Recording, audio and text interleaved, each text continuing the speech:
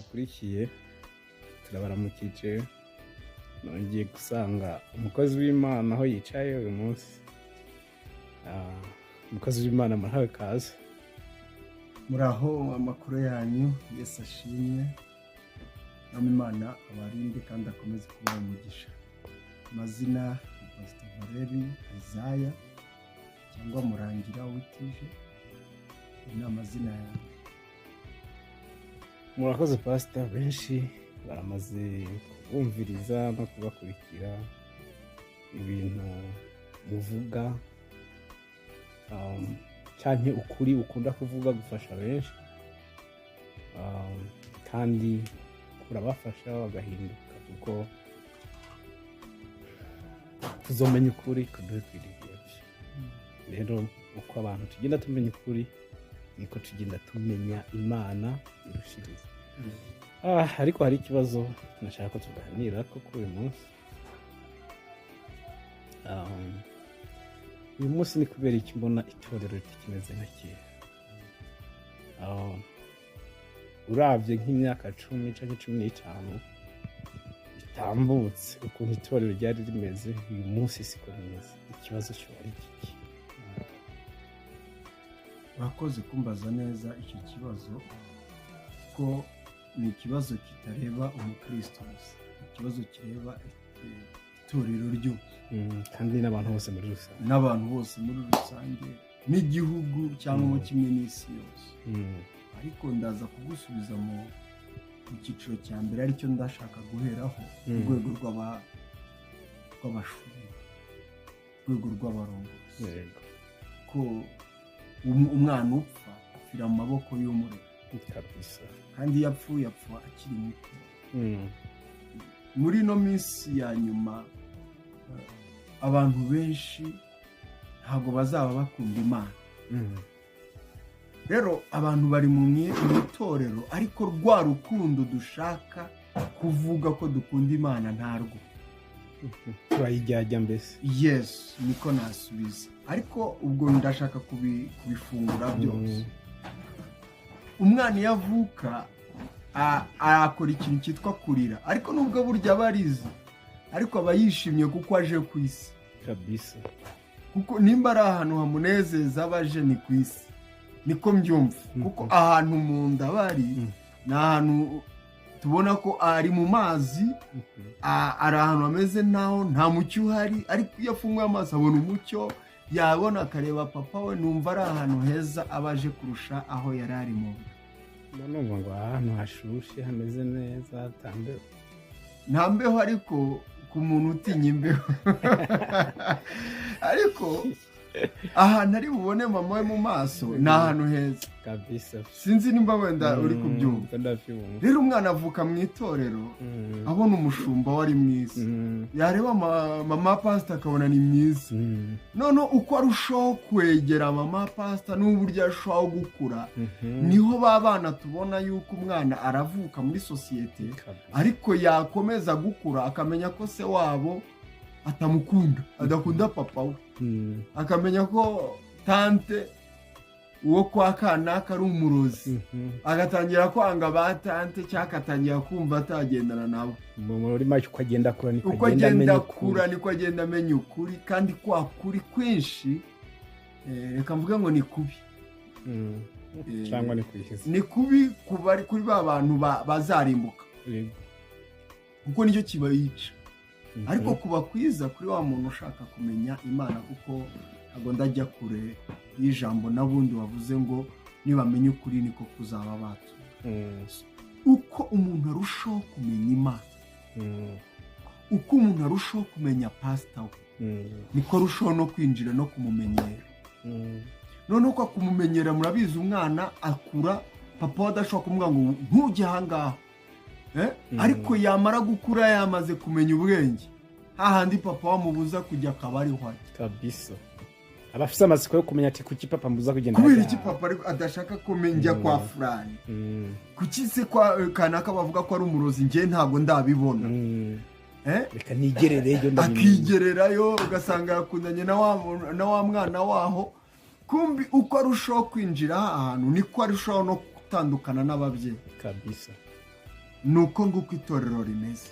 ahubwo rero we hari nk'akantu uvuze jenshi nibuka uri kuravuga ku mwana n'abavyeyi je ndibuka mu itorero ryacu baratubwira ngo ntiwemerewe kugenda gusengera mu rindi torero byari kubera iki aho rero none koko kwakundi sasa umubyeyi arera umwana akamubwira ngo ntuzerere ntukajye kuzerera kumbe umwana yagera ku muhanda akabona batwara moto akiga gutwara moto kabisa ariko gumye mu rugo umva twavukiye mu itorero navuga ngo ni ryiza kuko burya umwana ntabwo yanga umuryango avuka nubwo umeze gutya ariko cya kintu cyo kutubwira ngo two kujya aha two kugira gutya noneho nakwa gukurira muri wa muryango noneho ntibatwereke ingaruka zo kujya ahandi n'icyo tugiye kuhakora umva nimba mu bantu bakijijwe nkakunda gukizwa nkakunda itorero nanjye ndimo ku buryo ndabyibuka ndi mu gihugu cy'i Burundi nigeze kumva ko itorero ryanjye ritagira ikibazo ndi mu Burundi turi mu masengesho yitwa ubutawa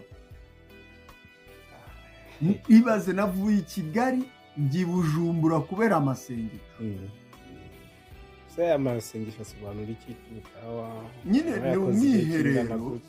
ni umwiherero w'abakozi b'Imana cyangwa kimwe abantu baba batoranyijwe kuko mbere y'uko tujyaho habayeho kuduselekisiyo tugenda duhagarariye itorero none ubwo urukundo ndabyibuka hari abantu batuvomeraga amazi twaryaga uturyo duke cyangwa kimwe tukaba uwo munsi tutari burye mbese ukaba utumva udashaka kurya njye nataye akazi nafite akazi muri beka nafite akazi ndangije ndeka akazi ubwo urukundo ukunda Imana kuri urukundo numvaga nkunze Imana nta nubwo hari igihe pastor yambwiye ngo kutarongora ndambwira ngiye mfite umufasha araseka cyane ati wowe ufite umufasha wowe turakuzi ntabwo urarongora shaka ndambwira ngiye mfite umufasha kandi umufasha ni Mwuka Wera stop ndumva bimpagije baraseka barangije barambwira ngo ese uwo Mwuka Wera azagutegurira igitanda ese uwo Mwuka Wera azagutegurira ameza gushyiriyeho ibiryo urye numva bambaje ikibazo ndavuga ariko uwo nguwo ashoboye byose numvaga ntafite n'ikintu cyitwa gushaka muri njyewe numva ashaka Umwuka Wera atabyo urabona hari igihe umwana aba ashaka umukobwa mu myaka ye ya adolescence aba ashaka kunywa inzoga aba ashaka kuyerera tu akirirwa yirukanka wabaza ngo uvuye ntakubwira ahantu avuye uri kunyuma icyo nshaka kuvuga rero ni iki abantu bakunda Imana ariko uko barushaho kuyikunda banayishaka ni nako barushaho kuyimenyera ni nako barushaho kwinjira mu kinyoma iyo ari umwana wo kurimbuka ariko iyo ari umwana w'ubugingo video twakoze ubushize navuze ihene n'intama iyo ari umwana w'ihene aba ari ihene arushaho gukuza ubuhene mu murimo w'Imana mumbabarire kubatuka noneho yari intama arushaho gukura ab'intama nko ngaho sinumva yuko watukanye kuko ibaze nimba umuntu yokwiyumvira we ngo uratukanye Yesu we akaba yavuze ati mubwire ijya mbwebwe Yesu kandi ariko arabwira umuntu akomeye wewe uyu munsi ibyo bintu yubwiye nk'umuperezida cyangwa undi muntu we nawe wowe umeze gute reka uyu munsi tuvuge kuri icyo kintu rero cyo kuba tutabwiza abantu ukuri guhera ku mushumba wo hejuru iyo amanutse kuri kwa kuri kugira ngo abantu bamenye Imana by'umwihariko neza nk'ukuntu twashakaga kumenya Imana kuko kumenya Imana ni uguhinduka none twamara guhinduka tugahindura ibintu runaka sibyo rero iyo ukubitanye n'umushumba ntabashe kukubwiza ukuri niho rwa rukundo rwo kuvuga ngo umuntu arakora amasengesho y'iminsi 40 rurashira kuko ntago yafunguriwe cya kintu cyitwa urukundo haleluya ntago yigeze yinjira indani ngo yumve kuko ironji iyo uribona inyuma ntago ubasha kubona imbere uko rimeze nta nubwo ubasha kumva uburyohe bwaryo uko rimeze none rero iyo winjiye kuri tonora ukaryinjiramo ukinjiramo imbere umva uba warya na ka kabuto k'indani ukagahekeye kuko ironji riraryoha. hariho n'abakarya hari n'abakarya bakagahekeye. rero icyo nshaka kuvuga ni iki, iyo uri umwana w'intama, iyo winjiye mu murimo w'Imana wumva uryoshye, ukumva uraryoshye, ukumva urinjiye, ukumva urongera urinjiye. rero ibi nshaka kuvuga twicaranye njye nawe ubyumve nk'ukuntu ndi kukubwira ngo nta kintu umuntu ashobora kwigezaho adashyizemo imbaraga ze. rero uburyohe bwarashize pe. umva ndibuka uturyo nariye ndi mu Burundi dusekeje cyane, ntutumbaze ariko umva dusekeje. iyo mbitekereje kandi ntabwo twagiyeho for free, narishyuye itike, ntuzane ibintu bibiri. dufite abantu bajya Israel bagiye gushaka Imana, nimba bagenda nk'uko twagiye n'isa. ariko se mbwira nimba umuntu agiye Israel, agiye mu ndege, agiye kurara muri hoteli, agiye kuzajya akora sorti, uwo muntu akunda Imana? reka ni kuvizita, nko kugenda muri museum ukavizita. dufite abazungu bava hanze bakishyura amadolari bagiye kureba ingagi. sibyo ni ibiki? ni ugushaka Imana. ariko hari n'abandi bumva ngo yagiye Israel ngo ashitseyo ngo asharavuga ngo yango naho nabatijwe, reka mbatizwe ngo Yesu, akongera akabatizwa nanone ngo mu mazi Yesu. none ivyo nivyo bice bimuha ijuru cyangwa ubwo bugiye. nibwo bwa buyobe rero bwazanywe na ba bantu navuze b'abayobozi batavugishwa. none rero wa mwana uri munsi ya wa mundi uri utavugisha ukuri, urukundo rwo gukunda Imana ugashira. ndumva icyo kintu nk'ugusobanura. hari ahantu ntavuze koko, hari ahantu ntavuze. rero hari umugani nshaka gukoresha Yesu yavuze ngo ubabariwe bikeya azizera gake, ariko ubabariwe byinshi azizera byinshi cyane. haba abantu turi kumwe nabo bagiye baca cyangwa kimwe twagiye duca mu bintu bitandukanye, buri wese yagiye aca mu bintu bitandukanye. n'ubu rero ikimwirukansa nicyo gituma akomeza urugendo akaba intama. ariko iyo abuze ikimwirukansa ubundi aguma akaba ihene. Yesu aravuga ngo muzabamenyera ku mbuto bera. hari umuntu rwose ushobora kukwihisha, ariko nubona imbuto ze uzamenya n'icyo ari cyo. icyo nshaka kuvuga nanone cyane, nyuma wenda ukambaza ikindi kibazo, wakunda gute utabona? rero Bibiliya yavuze ngo hari abo yahumye amaso ntabwo babasha kureba. uwo muntu amaze imyaka atabona Imana mu rusengero, arizera ibintu by'ibiraha wetu, yabifashe nka uniforme cyangwa kimwe nka kondisiyo ko ku cyumweru agomba kujya gusenga. ako kantu wakumvise? ndakumva. n'ubundi navukiye mu muryango w'abakristo ndajya gusenga, ariko mbese bimeze nk'umugenzo. ni umugenzo, byabaye nk'umugenzo. noneho wa muntu ntabwo afite ka kantu ko kumenya Imana no kubona Imana. reka mvuge kubona Imana. ariko ahubwo rero reka ndakubaza kandi kamukoreye. none je hari abantu benshi mbabona baryama biseguye na Bibiliya. yego nanjye nigeze kubikora. niseguye Bibiliya nta muzimiyonera. ngo niseguye Bibiliya nza kuba Imana njyamye neza ndinzo byatsa. ariko hariyo n'abandi abarozi baza bakabatwara kandi yayiseguye Bibiliya. abantu tumaze kubona ko by'ukuri benshi bizera nk'uko Imana iba muri Bibiliya. ese nivyo Imana iba muri Bibiliya? ndaza kugusubiza ahantu Imana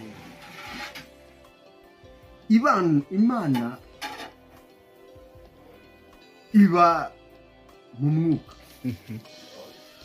amaso ayireba mu mwuka. Yohana 4:24. amatwi ayumva mu mwuka kabisa. none rero iyo uvuze ngo mbi nyuma y'ijambo ryanjye nkariherekeza, ndashaka kudefandaho gato mu myaka niseguye Bibiliya icyo byari bimeze, cyangwa kuyishyira hafi yawe. mu kwizera nizeye ko muri bibiliya cyangwa kimwe mu ijambo rya iri binyuma ariko rya jambo uko rigenda nyuma hari kiri cya kiri herekeje rero kugira ngo ukibone my friend ni amaso n'ayo maso saa y'umubiri n'ubu ngubu ni isaha nakuvuga ngo hari igihe nageraga nkibaza ko ndi muzima cyane asaze nanjye ubwanjye nkiyibazaho tureka abandi ibyo bamvugagaho nanjye ubwanjye nkiyibazaho rero ubuyobe buzira hahandi ho kubura amaso y'umwuka kuko nubibwira umuntu akayisegura adafite amaso yo kubona icyo yiseguye cyangwa kimwe kuko izi ni impapuro ibyanditswe byera birimo ariko Yesu nawe ubwe yaravuze ngo inyuguti iri kabisa ubifashe nka za kondisiyo urapfa baragutwara ikuzimu barakuroga ubwo baturoze tangara ariko icyabaye nyuma y'ibyo byose ni amaso y'umwuka njye nigeze kurya inkoko nanayigaburiwe no kumushumba iroze imana y'amatwi y'umwuka yabimbwiye ntarayirya nkaza nibaza iyo nkoko nzayirya he kandi umunsi urashika no irambwije irambwira ati ugiye kubirya uyu munsi uyu munsi rero w'amana we ndi kuganira nawe mu buryo bw'umwuka ndashaka kuvuga mu mwuka umwuka uvugana n'imana iri ahangaha abantu batayibona wowe bana bya bintu byo kugenda ku musozi atari ibyo kuvuga ngo urajya i Yerusalemu ngo ugiye kubatizwa ngo ugiye gukora ibi imana muvugana face to face bana bimwe byakanyarira kizabonwa n'andi nese nimba bibiri ivuga ngo iratwegereye kurusha uko imyambaro yacu twegereye kubera iki tujya kwishakira kandi hari ijambo rivuga ngo imana ibera hose icyarimwe rero ubu buyobe uri kunyumva ni ubwa bundi butuma umuntu atabasha kumenya ikiri muri iryo jambo ariko rero noneho iyo umuntu amaze kumenya ikiri muri iryo jambo nibwo avuga ngo ijambo ry'imana riri mu mutima wanjye nka Dawidi uri kunyumva riri mu mutima wanjye rero urabona wenda kuzi nk'umwanditsi umuntu yanditse igitabo kabisa ndabizi kandi njya no kuri televiziyo njya no kuri radiyo uri umukozi w'imana baranandwanya ariko kijya hanze nanariye n'amafaranga avuye muri iki gitabo uri umukozi w'imana ndabizi warampamaye reka mvuge uko kuko umuntu amaze guca ku mateleviziyo n'ibitabo n'ibindi ugeze ku rundi rwego ariko rero ikintu nagomba mvuge nagomba mvuge hamwe kuri bibiliya n'imana ukuntu bitandukanye by'ukuri mbonye igitabo we wanditse kiya gitabo ntigica kinyereka wewe oya kabisa hari wewe hakaba n'igitabo kandi igitabo cyabayeho wewe warabayeho kuko niwe watumye igitabo kibaho je rero maze kubona icyo gitabo nkagisoma by'ukuri icyo gitabo hari amakuru kitompa yerekeye kuri wewe cyaguha briefly n'incamake basi reka bivuge ukuri rero shaka kumenya wewe ukuri ndondera wewe sinzi niba uriko uravyumva ibintu hama nkakubona maze kubona nibumbwira na byose mbese nibirenze iki gitabo aho mvuze gutyo kubera iki hariho abantu n'igisaha batizera yuko hariho ukundi kuri hanze ya bibiliya hari ukundi kuri kw'imana hanze ya bibiliya ndazi n'umuntu yego kandi n'ukundi gukomeza kuboneka n'iyisaha kugenda kuvugwa ariko abantu ndishaka no kukumva bavuga ngo mugende muri bibiliya ngo niho hari ukuri kose ariko uravye no muri Yohana ndibuka ngo ni igice cya 20 haravuga ngo hari ibintu byinshi cyane byanditswe bitobasha kudonwa muri ibi bitabo urumva hari ibintu byinshi cyane rero uko cyase kuvuga ngo mbe kugaruka hahandi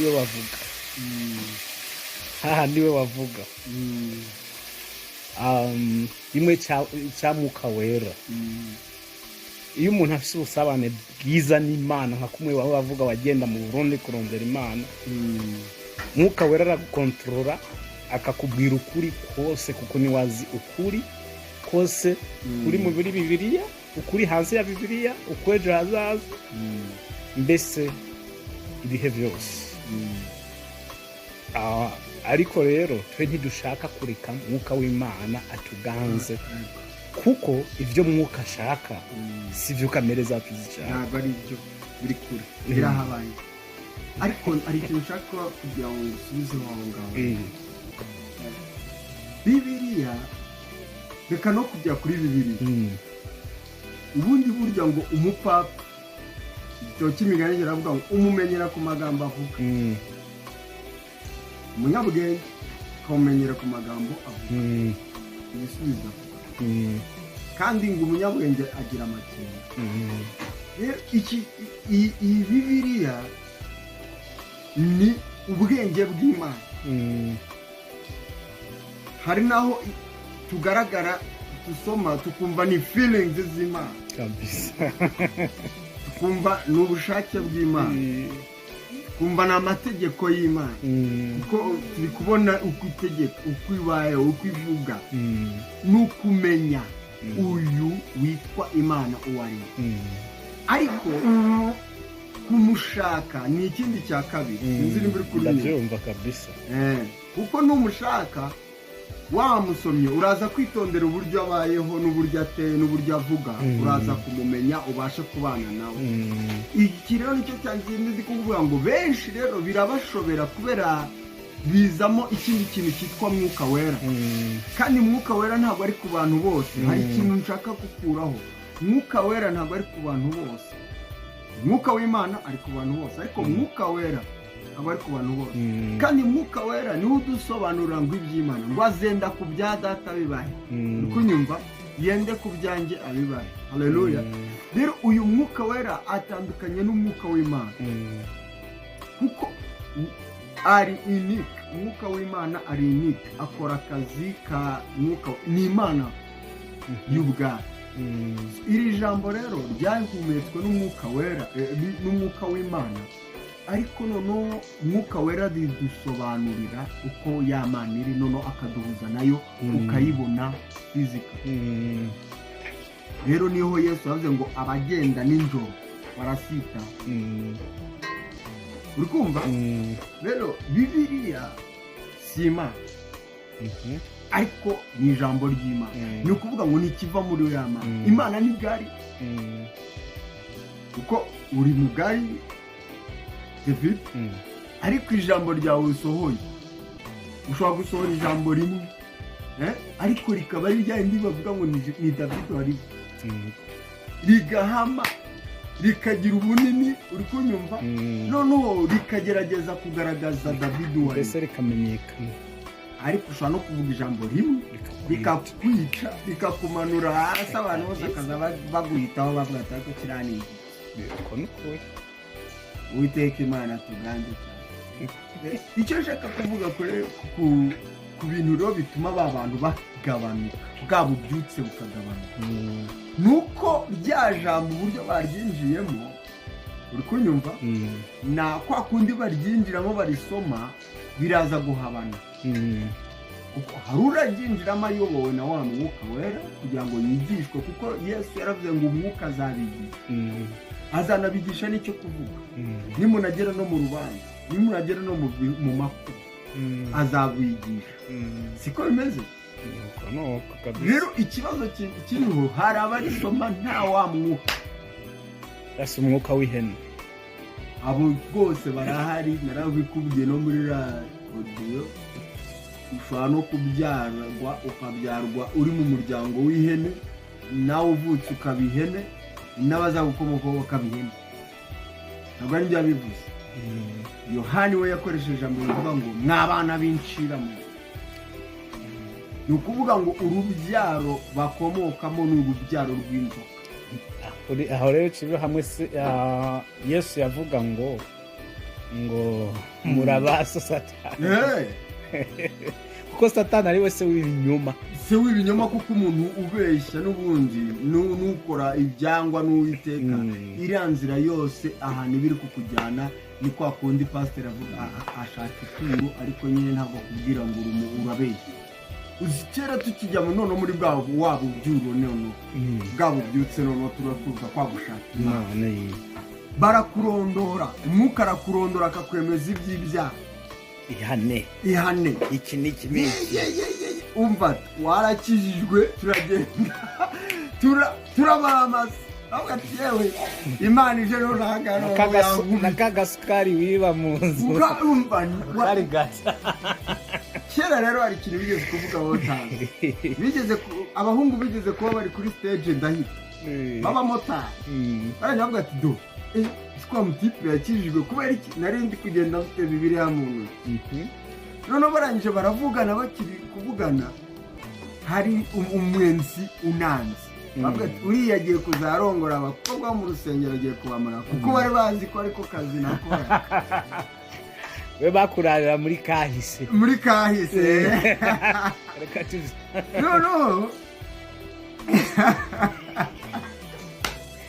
none rero wa undi unzi aza kuza kubimbwira David nararize se kukubera kuko ugiye kurongora abakobwa bo mu rusengero ntabwo nigeze nishimira ko ngiye kujya mbona udukobwa twiza nyine turi mu rusengero. we wari mu muhamagaro nari ninjiye Imana yarambwiye ngo ndagufashe sinzakora kwe irangije irancekera gikizwe umunsi wa mbere nanatuza ngiye baranyatuje barandondora we ihaniki byose barabivuga babishyira hanze. Iyo nza no kuba ndi mu iteraniro rinini nari kuvuga ngo bamvuze ubu ngubu sasa iyo urondoye umuntu bavuga ngo yansebeje yankwijije aha. Ibyo nibyo byarangije byuzuye muri za nzu turavuga ngo ni inzu z'Imana ariko si inzu z'Imana ahubwo ni inzu z'ihene. Yesu ubwo yaravuze ngo umwuka naza azabemeza iby'ibyaha. Uramubwira ngo watwaye umugabo w'abandi akahagarara akamera nk'ishitani n'ijini akanga kumureka atangura kwidefanda ukuntu wese uramubwira ngo ubyutse gukunda Imana biracyari ese hari Imana y'intambira kibiri Imana ikora ibyaha ibikabe. Imana ni cyane isansenike ibikabe aho bihurira atinganye ngo basigaye bafite n'itorero riba bavuga Imana riba bavuga ibiki. Ariko nk'aho umushumba uyumvira gute umushumba kwere asezeranye abantu akavuga ngo abahishije umugisha nyine ya hene ifata izindi hene ikazishyira ku murongo ikaba bosi w'ihene. None rero ihene ebyiri zigiye gushakana uri kunyumva urambwira koko nzicara mvuge ngo umutinganya isi ihene ushatse unabyandikaho rwose umutinganyi ni ihene. muri make ku bantu baza kumviriza iyi video ntibibaze ngo ariko aratukana ariko arakoresha ikintu cyanditswe kandi kivuga ukuri. Bibiliya irabivuga neza ihene zizaja ibumoso n'ibumoso intama z'iburyo. intama n'abantu bakurikiye Kristo Yesu. ihene n'abantu bumvijwe rye ihene n'abantu batizera ariko aravuga ngo abatinganye n'ihene ariko ababeshe wavuze ijambo turyinjiremo indani. Bibiliya ni Imana bivuga ngo Bibiliya iraha Imana nayo iri inyuma yayo. Inzira muri kubyumva Yeremiya igice cya mbere binyuma y'ijambo ryanjye kugira ngo kabisa je ndizera yuko Imana itaba muri Bibiliya kandi nubwo Bibiliya urumva kare nubwo Bibiliya zokugwaho uyu munsi je nta kibazo nogira. Imana irahaye muka niyo bazitwika batwika no kuzihindura bakazigira gutege ariko Imana iraha ntihinduka kabisa nihemuka ni mutakatifu nuhoraho. Haleluya. Ntabwo ajyatsindwa we ni intare kabisa. nitwa Bibiliya igerageza kumugaragaza ko ari umunyabushobozi ari inyuma rero y'ijambo ariko ndagira ngo twinjiremo indani ngo zumva ijwi rye. bivuga ngo iyo ivuze Imana tuhita twumva imbaraga zayo, tukumva icyo tugomba gukora. Rero uyu muntu nimba arondorwa akabwirwa yuko yariye amafaranga y'abakristu, akabona umwuka w'Imana aramugendereye, akabasha kwihana, akabasha kumwumva, uyu ni intama zumva ijwi rye.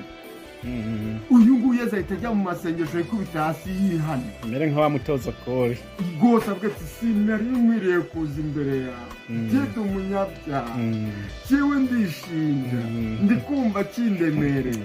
Ariko ubu ngubu bose bazamuye ibituza, bameze nka ba bantu se yikubita hejuru, nk'abamutoza kore yikubita avuga ati jewe Imana ntanga.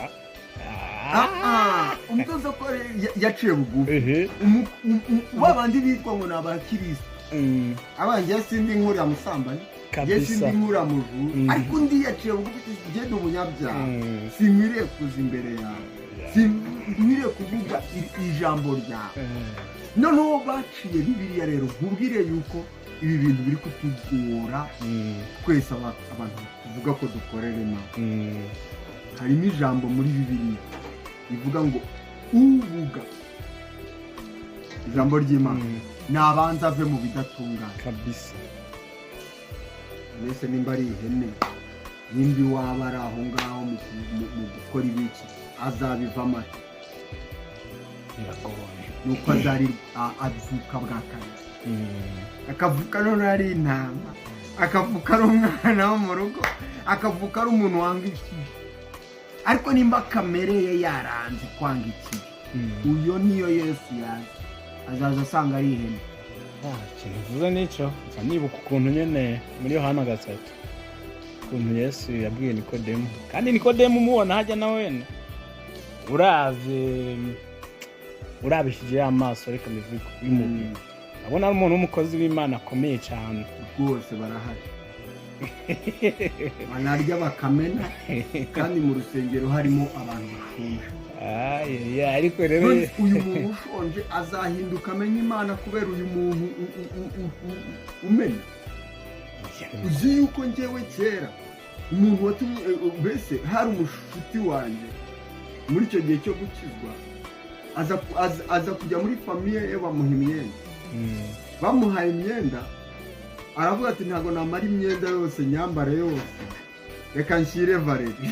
Anzanira imyenda kweri bambaye, yarashaje, tujya no ku mutayeri, amfasha guhindura amakora. Urabona ikora gutya ukuntu yacitse, bakayihindura bagacomekamo gutya. Umva twashatse Imana, tugezeho turakubiswa, tugera naho kwanza njye nakubiswe ntarashaka Imana, njye nahondaguwe ntarashaka Imana. None umaze kujya mu Mana, none uwo musore w'inshuti yanjye ndamukunda cyane, ntabwo nagira isoni zo kuvuga izina rye, yitwa Steve. Kuko Bibiliya avuga ngo abo gushima mu bashime, nabo kugaya mu bagaye kabisa. Ihene muzibwiza ukuri, n'intama muzibwiza ukuri.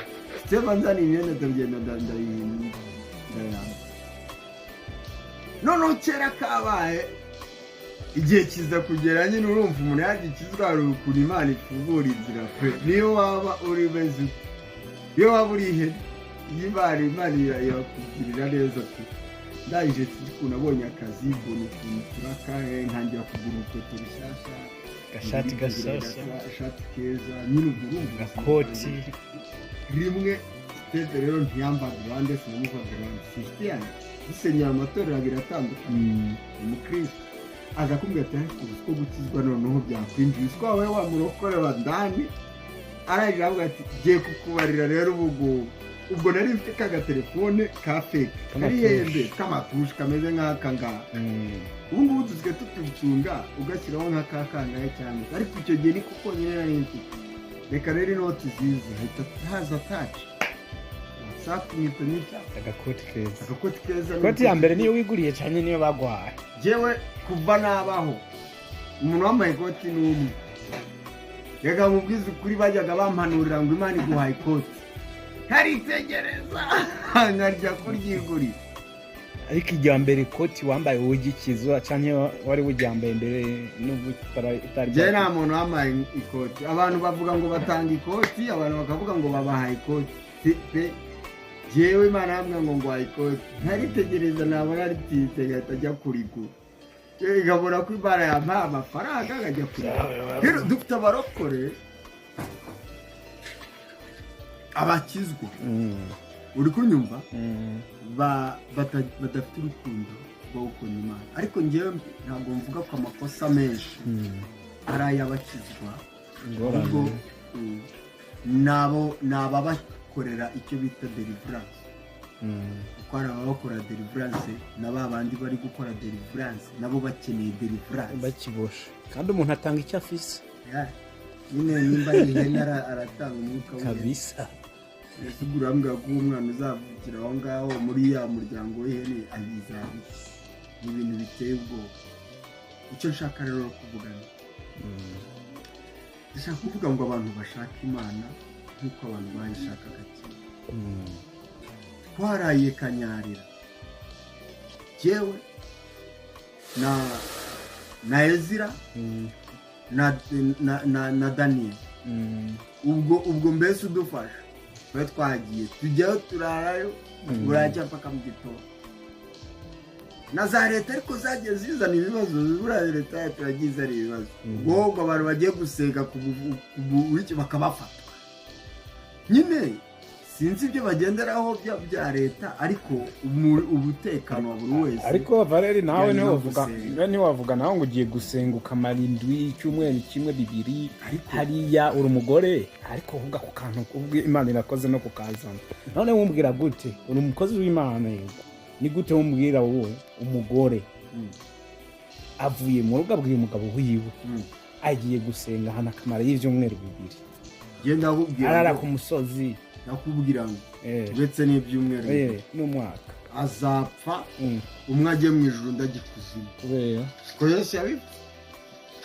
Ibyo nta ngorane, ariko ndashaka kuvuga gukunda Imana no wowe ubivuge muri logique ya kimuntu, ntabwo byemewe na leta ntibyemewe, n'umuryango arongowemo ntabwo wemewe. Iyo Bibiliya ivuga, rero Bibiliya iravuga ngo abasize abana babo bakankurikira, aho ngaho Bibiliya nayo iravuga ngo abakunze ibyabo bakabigundira bazanabibura. Bibiliya nayo kivuga ngo icyo Imana yafatanije ntawe ushobora kugitandukanya. Urumva n'amasengesho ntashobora gutandukanya umugabo n'umugore, umugabo ararahiwe icyumweru. Ejo bundi nabonye wabipostinze, tukomeze tugende. Kera wabonye wabipostinze, uzi yuko umugore aguhuza n'Imana, ariko n'umugore uzi yuko agutandukanya n'Imana. Icyo ndabizi, twarabibonye. Uzi yuko umugabo aguhuza n'Imana, ariko tuzi yuko n'umugabo ashobora kugutandukanya n'Imana. Icyo ndabizi. Bivuga ngo rero rwa rukundo turi kuvuga rwo kugira ngo abantu bakomeze kwiyongera no mu matorero, kandi baniyongeremo bakijijwe, baze babi ibivanze cyangwa kimwe baze kuzuza intebe bakizwa. Ahubwo uyu muntu najya gusenga akijijwe, kuko najya gusenga akijijwe ntabwo bizabamo ikibazo, ariko najya gusenga adakijijwe, umugabo azamenya yuko uyu mugore wanjye ari kurara kuri uyu musozi icyumweru gishize, ari mu bindi tu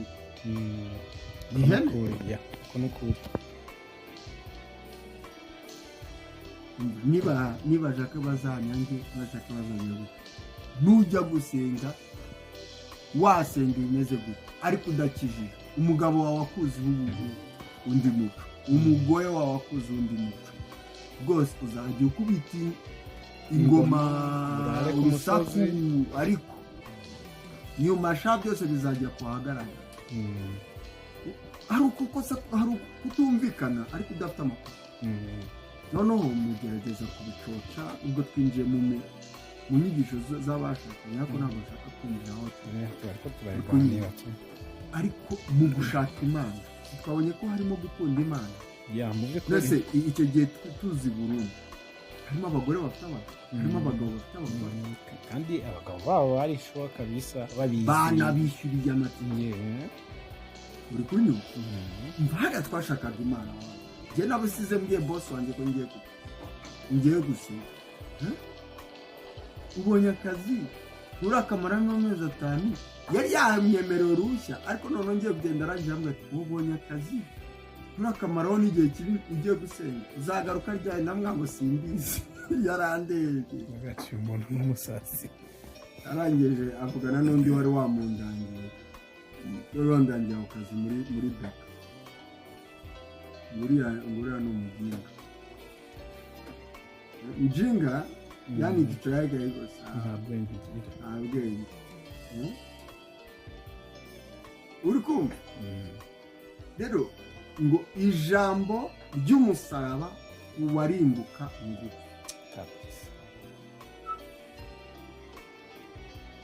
ariko ku banyabugingo kuri twebwe abakijijwe imbaraga aho rero niho wa wundi yinjira kuri kanyarira akavuga la lokotara benesi umuriro ukaka yagera ahantu uziko ari ahantu ageze mpunze umuntu urutoki akikubita hasi abazimu bakavuga haramukoraho ako barankamuye nanjye nahuye n'abantu nanjye benshi bameze nk'ibintu cyabihene cyane n'icyaha wakoze kiragukama biranashoboka ko ntabwo ndi umukiranutsi cyane ariko icyo nashaka kuvuga yesu n'abigisha biwe babonye wa mwana yavuka ari mu Yohana 9 n'abigisha bamubwiye ati ese ni icyaha bakoze cyane n'umubyeyi wiwe niwe ninde none nanjye ntavuga ngo ni ubushake bw'Imana ariko ntabwo ari ubushake bw'Imana Imana irashaka ko tuba umuriro yacishije umuriro Sadraka Meshaki na rero no kuba rero ubu bitagikunda n'ubushake bw'Imana reka nkubwire jewe pe amasengesho twakoraga urakoze Imana irabishaka kuguma ahubwo uteruje imbere ahubwo niwe utabishaka ikibazo rero ubu aho ndakibona ni kuri wowe none nanjye ndatamvuga ni kubambyara kuko iyo wavukiye mu banyembaraga ese ubu urambwira ngo umwana wavukiye kwa perezida azagera wavukire kwa nuza kwa mukarani azavukira kwa muhinzi azagera aho yitware nk'uwavukiye kwa muhinzi uwo muperezida yabarakoze nabi ariko abaperezida bubaka ahazaza h'abana babo ku buryo niyo avuye ku buyobozi ntabwo upfa kumubona muri karitsiye atembera hano kwa kundi nyine b'abana bato bavuze ba mukarani ntabwo ushoboka ariko rero ikindi kintu nta kibazo nimba ndavuze ati ikibazo ni wewe nawe uravuga ngo ikibazo n'abantu bakubyaye ni njyewe naho navuze cyangwa kimwe nuko muri make n'amashereka nibere wose iyo nza kuba ndi umunyembaraga papa wanjye aba ari umunyembaraga uyu munsi abakubyaye bameze gute sinshaka kubivuga hano rero urabaza ubivuge hano niyo mpamvu mubwira ngo iyo uri kureba ahantu uva naho ujya buriya umwana ashobora kuvukira muri ba bantu nyine ndi kuvuga sinshaka gusebya abambyaye bamfashije no kumenya ururimi rw'amahanga rwitwa urw'iju ukuvuga indimi zitamenyekana ninjiyemo mbese nsenga banansenga uzi ikinyarwanda n'igifaransa noneho ikindi kintu navuga cyangwa kimwe aho nashaka kuva ukunyumva iyo uri kugendana n'umunyembaraga nawe uba umunyembaraga yageze aho ukazatubona nyine ibiduciye burya iyo ubonye papa wawe ko yambaye ubusa uri kubona ko ari umugabo nawe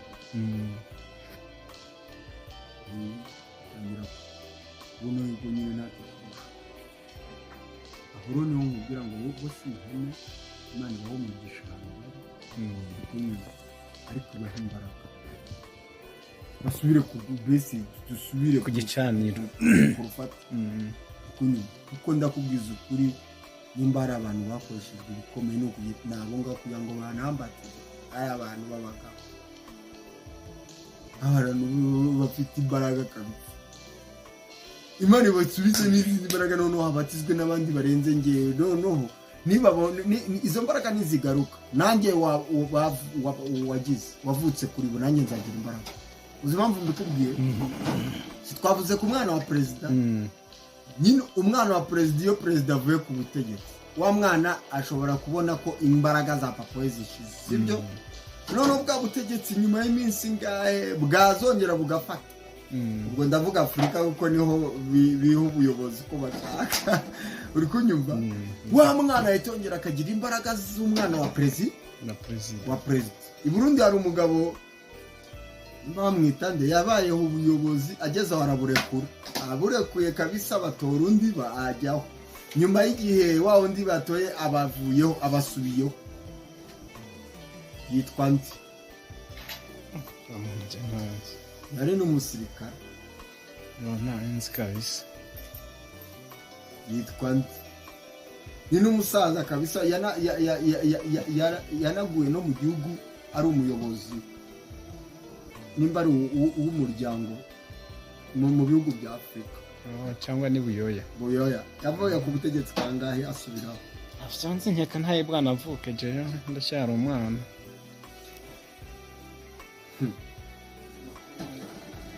rero iyo usubiye ku buyobozi uhabwa imbaraga z'ijambo ry'ubuyobozi rimwe na rimwe n'umwana arashobora kuba ari perezida hama nawe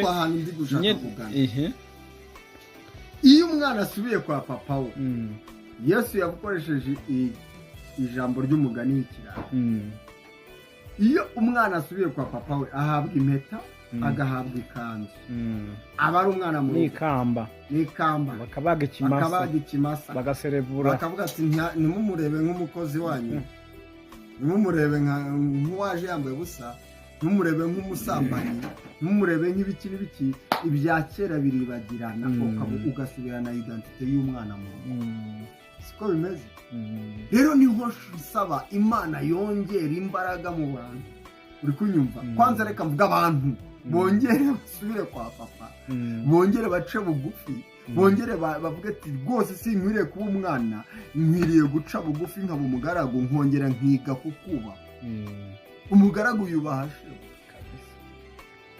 umwana aramenyera umwana arazowera akinjira mu cyumba cya dadi akazire kirukanka akaza we papa akora ibintu by'umwana nyine uri mu rugo uri kunyumva nanasoza mu bwiza umuntu niwe ushaka Imana uri kunyumva kuko n'ubundi umuntu niwe wavuye kure y'Imana yataye Imana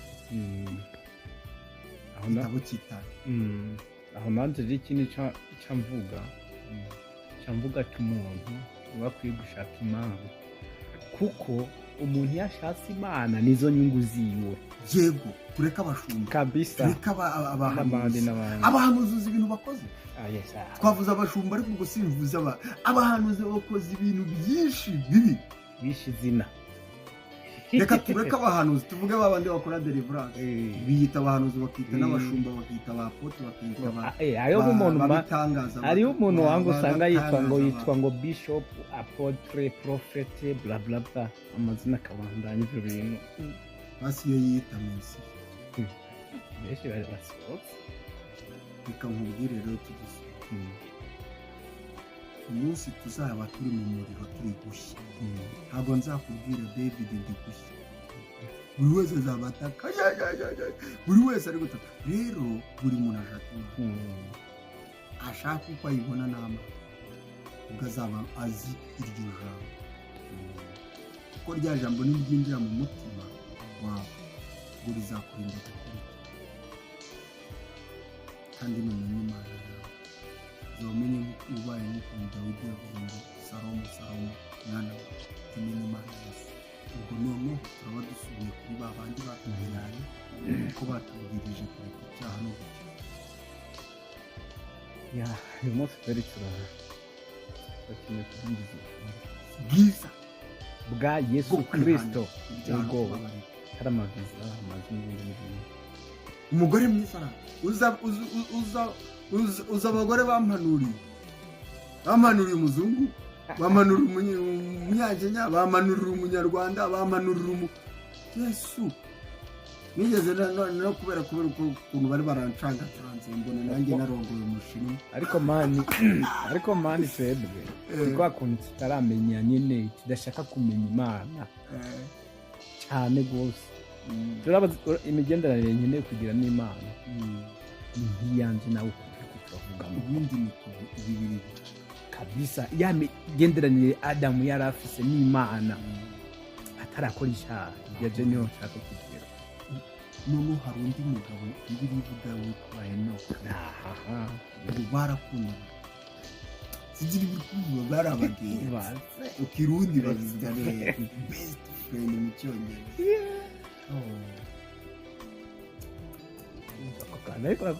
aho niho nshaka ngo ukunde Imana yawe yayindi yakugiriye ikintu runaka cyiza wongere uyikunde wongere uyishakishe ikugirire ibindi byiza.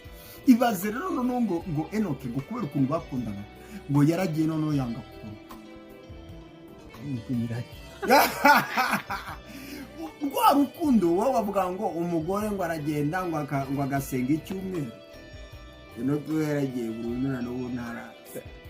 hariho abana mari bagenda nko kuramuzikanya ahantu akabaca abubwira mu rugo ati wapi uyu munsi singaruka hari akana kigeze kunkunda kakazagata mama wabo na papa wabo kararaga hagati yabo karangije kagakobwa karankunda kazaba amasheri yanjye kankunze nk'umusheri ni reka rero gatangire kuzakaza kurari iwanjye baba baravuga ati umwana wanjye kabisa yarogowe tayari kandi karakara gatoya katazi no kuvuga twaba turi mu buriri kakaba kameze nk'akagore katazi nyine kakabebi kagaho rwose bana kari kumwe na she none nimba mama yararebye akavuga ati koko uyu mukozi w'Imana ashobora kuzarisa akana simbizi ariko ntabwo nari kukanya atangira kukanyingira akana kazakabimbwira mama ntabashaka kota mama yampushije ubu n'utwana twe bana muri bo barangwa n'ukuri noneho ngeze nkita mbibona none ntangira nanjye kugabanya kwakundirina ariko karankunda karira yaba mbonye akayikata papa wagatanga ubu ni inkumi n'igikorwa gikuru cyane. Rero urwo rukundo nirwo dushaka abantu bakunda Imana ni nziza Imana igira neza nanjye nikunda nawe nikunda ndumva nasubiza bwira message basaba pastor nababwira ngo nibahunge Imana babone ibintu iba inyuma y'ijambo n'inyembara yabwiye Daniyeli mbana nawe nzabana nawe ibana nawe ari mu bwonko rw'intare si Imana se yabanye nawe intare se hari icyo zamubwiye none se twavuga ijambo ry'Imana ko Daniyeli yamanutse ngo marayika akamanuka akabumba iminwa y'intare marayika atumwa na Imana si Imana aba bashumba dufite byinshi byo kubahugura kuko n'ubundi bafite ikintu cyitwa ngo barereke ariko wajya kuri ugasanga ibyo beretse bijyanye n'irari n'ibyifuzo n'ubushake n'amarangamutima none rero wa muntu umukurikiye agakurikira bya bintu akurikiye amarangamutima ariko cyangwa ubushake cyangwa ibyiyumviro atakurikiye Imana kabisa ni ibyo ngibyo bari nicyo kibazo cyo novuga niyo mpamvu usanga aba bakristo rero nabo bavuga ngo ngende wo kwa Kana ngende wo kwa Tyo ngende wo kwa Valeri ngende wo kwa Deo kwa Gitwaza no kwa Deo kwa David woro kasapara ubu ko warasenga noneho bakatangira kuba ba agent bakaza bakutwara abandi tujye kwa pasiteri wanjye ugasanga n'abantu birirwa mu vyumba ngo runaka nibasenga ukuntu ariko man icyo bintu ndabifata nk'ukwizera guke kuko vy'ukuri nimba ufise imigendanire myiza n'Imana jiwe nta kintu uri pastor wewe nkawe pastor nimba niyizi imigendanire yanje n'Imana nta kintu baza kumbwira kiba kirenze iki Imana ibwira direct ahubwo rero ni kwa kuntu tuba nyene ari wa mwuka umaze kubinjiramo w'ihene bakavuga ati ubu ndabona natakaje bwa busabane cyangwa imigenderanire n'Imana, reka ngende kwa runaka wewe turabona ko ari intama atuvugire. Jino uko ndabibona. Yego niyo bavugiye ko ari intama, nyiri intama yumvijwe izina ariko icyo nshaka kuvuga ni iki, nuko urukundo rwiyongera rwo gukunda Imana nabwo ukunda umuntu. Kuko nivyo, kuko nshaka kubona Imana Jeff, ukuntu ndabibona Imana ndayibona nk'iri inyuma yawe wewe, amaso yanjye arakureba ariko atubure ayinguranya ari inyuma yiwawe. Yego aho rero niho mba ngiye kumenya kugira amaso ni amaso impamvu navuze ngo bahumuke kabisa babone ikiri inyuma y'ijambo. Ikiri inyuma y'ijambo ni ibitangaza, ikiri inyuma y'ijambo nakugirirwa neza. Kandi ndabasabira umugisha abantu bose bafite urukundo rwo gushaka ikintu icyo yavuze igikurikira imyaka ibihumbi ikagisohoza. Haleluya. Iyo yavuze no gukora. Rero muri make navuga ngo wa muntu wisegura Bibiliya narebe ikiri inyuma ye, icyo iryo jambo aseguye rishaka, ni nabwo azahita amenya icyo akwiriye gukora. Noneho nibwo tuzabona rwa rukundo tutazava mu gusegura ijambo, noneho tubona urukundo rw'umwimerere azahita yakira rwo kubana n'Imana, kandi n'itorero rizongera rihinduke ribe ryiza kuruta mbere. Ubushobozi noneho tuzatangira kuyobora leta, kuko ubu ngubu leta ziratera. Ariko mu gihe cy'abakristo ba mbere, mu gihe cy'abahanuzi ba mbere, bayoboraga amareta bakayobora ubwami. Abahanuzi bari abantu, ariko ubu ngubu tujya twumva abayobozi bafite abapfumu bafite imyizere yo gupfa. Ikindi nacyo ugasanga polisi niyo iraza kubanguranya abantu bari kurwana, ba bishop bari kurwanira mu itorero. Ntabwo ari ba bishop, ni ba bishop kuko nibyo bize, ariko ni ihene. Imana ishaka kuronera, nta nubwo turwana intambara nk'iz'abana. Bibiliya tuvuga ni twivuga, Bibiliya twizera niko yizera. Dukura abapasitori murakwiye, wowe uri pasitori, Jesse ndi pasitori. Abapasitori murakwiye kwigisha ukuri. Ukuri ni uguhumuka. Njye ntabwo nshaka kuvuga ikindi kintu, kuko twabonye yuko ureba ikiri inyuma y'ijambo. Rero iyo uri impumyi urumva gusa ariko ntabwo ureba. Kandi iyo ureba warahumye, warahuye n'ubumuga bwo guhuma. Abana n'ubumuga bwo kutabona bwamba, none usanga nyuma yaho sasa harabayeho ikibazo cyo kutagira gukora, cyo kutabona ikintu kiri kuba aho. Nyine tuvuga Imana tukagenda tugashaka amafaranga n'akagaruka bityo bityo, ariko wajya kure ugasanga ya bintu turavuga ngo ni Imana yabikoze ariko ni umuntu wabikoze. Iyo rero udahumye, uri umukristo udahumye, iby'Imana urabimenya yakoze n'iby'abantu bakoze urabimenya, ukugira amaso areba ukahishura. Ndumva rero pastor wakoze, urabona tuganye ku musozi.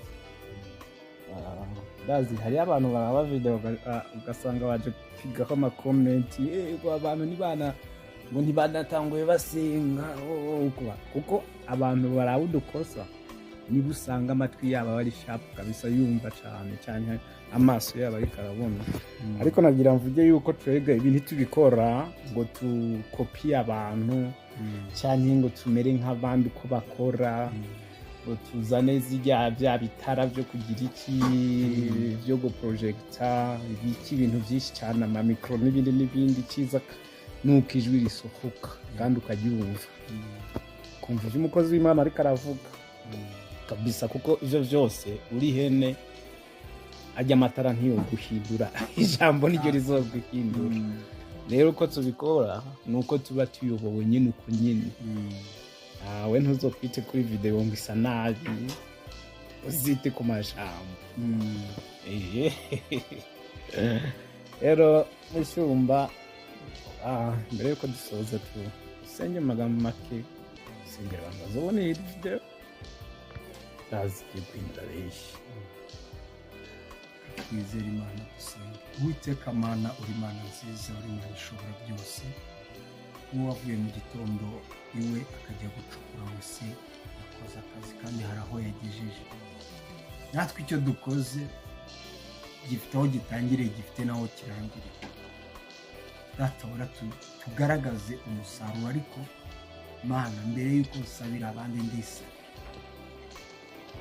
ndasabira n'uyu muvandimwe David ku buryo tugira rwa rukundo nk'urwari ruri muri Kristo Yesu. Urukundo rwo gukunda bene wacu, urukundo rwo gukunda abakristo, urukundo rwo gukunda abanzi bacu, kuko amasengesho yaragiye amera nk'aho abantu bacitsemo ibice. Umuntu arakurakaza ari muri korali, ukahita utangira kumucyaha, ukamusengera nk'usengera abazimu, ukamutumaho umuriro, ukamutumaho iki, kandi muri mu itorero rimwe, muri korali. Kubera yuko mutabyumva kimwe bikaza bikabiyerekwa, ukabufunguye irindi torero ngo nuko utabyumva kimwe na pastor cyangwa kimwe n'umuyobozi wawe. Mana ndasaba urukundo rwo kongera gukundana no gukunda umurimo wawe, no kongera kubaka izina ryawe, kuko ntabwo twubaka izina ry'itorero runaka, ntabwo twubaka izina ryacu twebwe ubwacu, twubaka izina ryawe Kristo, kugira ngo izina ryawe rimenyekane, kugira ngo ubwami bwawe buze, icyo ushaka kibe hano mu isi. Icyo mpeje n'imbaraga zose z'umwijima, icyo mpeje n'imbaraga zose z'abakonikoni, mu izina rya Yesu. Za Illuminati zarahagurutse, abarozi kuruwa barahaguruka. Yesu garagara, ubwami bwawe bugaragare, kuko ijambo ryaravuze ngo ntabwo uzerekanwa ubwami bwa Satani butaragaragara, kuko ikizakuzana ni ukugira ngo ubwami bwa Satani bukurweho. Mu bakwizeye wigaragaze, mu ntama ugaragare, uzihe ubwatsi bwiza. Ubwo ndasaba umugisha ku bantu bose, ndasaba umugisha kuri uyu muryango wanyakiriye. Aya mahirwe Jehova babonye nanjye nzayabone, nanjye ntakire undi mukozi w'Imana arimo arahesha umugisha urugo rwanjye, mu izina rya Yesu. Kuko ijambo rirambwira ngo aho muzagera bakabakira, muzabasabira umugisha. Basabiye umugisha, kandi sabiye umugisha uyu mugabo ukomeje kumba hafi mu gihe nkiri kumwe nawe. Uwiteka kimumpaye, nyemera Mana kumukunda nawe aho nitubihene n'intama, twese tuba intama, abantu bose baba intama, abaperezida baba intama. Ndahamagara umwuka wo gutegeka abayobozi aho kugira ngo barimbure itorero, ahubwo tubategeke kugira ngo dukureho ubuyobozi butemera Imana, mu izina rya Yesu. Mana ndagushimye, mu izina rya Yesu Kristo musenze nizeyemo, amen. Amen. Bishop murakoze cyane, Imana ikumugisha. Ngomba kuvuga ufise icyo ushaka kuvuga ukurikiranye iyi video, urashobora gushyiraho comment ukagira icyo uvuga, kuko kuvuga ni kwa gusa. Umuntu wese afite uburenganzira bwo kuvuga, nimba ari icyo wunganira isawa, tugatera tuje imbere.